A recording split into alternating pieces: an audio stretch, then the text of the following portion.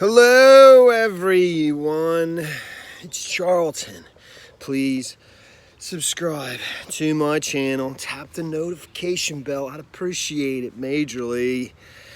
So, I just saw on CNN, and I was reading as much about it as I could before I made this video, started this video, that Ghislaine Maxwell has been arrested, and she was arrested in Bedford. Damn, New Hampshire. I think it's Bedford. So, and she's due to appear in court later today in federal court. I don't know if she's going to eventually end up, I assume, in the other Southern District of New York, which is where Jeffrey Epstein was prosecuted, and he was taken from Florida to there. Actually, he had a home in New York, so when he arrived from France, you know what? He was flying in from France when he was arrested. Hilarious, so, obviously that's news, but in my opinion, it doesn't mean squat, and this is going to amount to exactly nothing, which is whatever, I have no control over that, but, obviously she is the person who was Jeffrey Epstein's girlfriend very early in life for a period of time, and then she's accused of, allegedly procuring young girls for Jeffrey Epstein's, rich and powerful friends for sex, for rich and powerful men.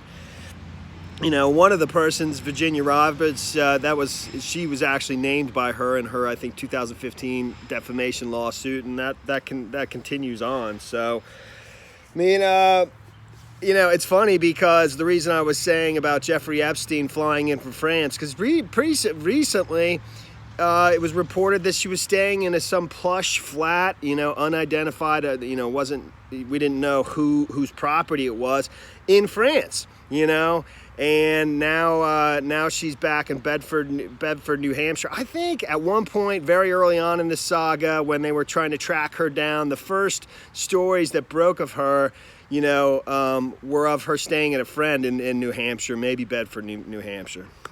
So, but that should be interesting. She's supposed to be in court later today. I don't know what her financial resources is, because she's the heiress, or whatever it's called, of Robert Maxwell, the news baron who lost most of his wealth and empire in fraud and so forth. But I don't even know it that well. But the significant thing, the two significant things I think you can take from this are, one is that the fact that Jeffrey Berman, the U.S. attorney in the Southern District of New York, was resigned or fired, or was fired and then agreed to resign or whatever, less than 2 weeks ago, the fact that happened right before she was arrested is no accident, that's for sure. And I don't trust anybody, nobody. So, but what's the point of going through, who's helping her? So, but I mean, literally, so she's in France, reportedly, he resigns, then she flies into the States after he resigns, and she's arrested. I mean, that sounds pretty good for her. But who knows? I mean, like, why did she come into the States immediately following him resigning, if in fact she was in France, just like Jeffrey Epstein was prior to his arrest?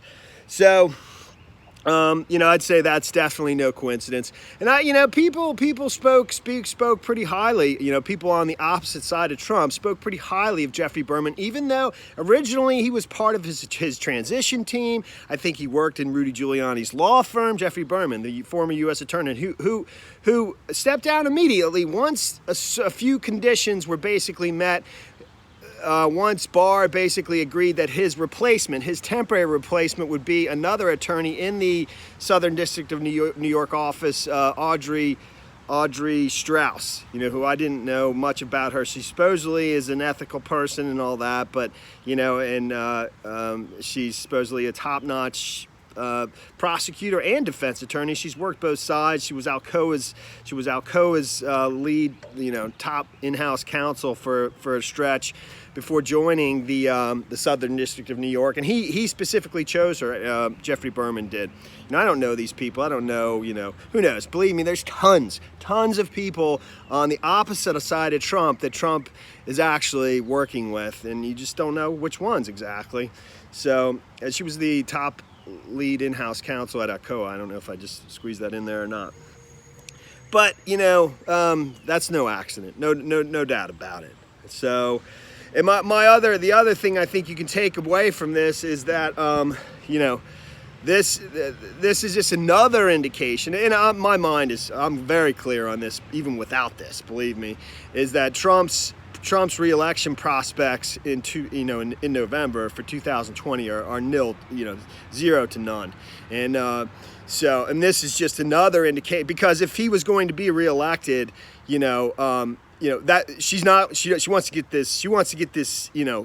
get this process before he's gone, and that's why she's allowing herself. That's why she flew into the States. That's why Jeffrey Berman was fired or resigned, whatever you want to call it, at this time before November, totally, whereas, because waiting it out to November when there's a new administration, new appointees and so forth, would be a dangerous prospect for her. But now it's not. There's people that will assist her in getting her through the process, probably completely unscathed. Well, we'll see though. But believe me, just like Jeffrey Epstein, it's nothing, and that's pretty much. But I'm telling you, this means it's just another indicator that Trump's re-election is not happening. So for those of you out there staking your careers on Trump's second term, maybe just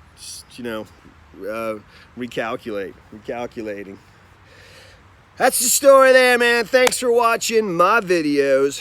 Please subscribe to my channel. Give me a like down below, and I will see you in the next video. Later, man.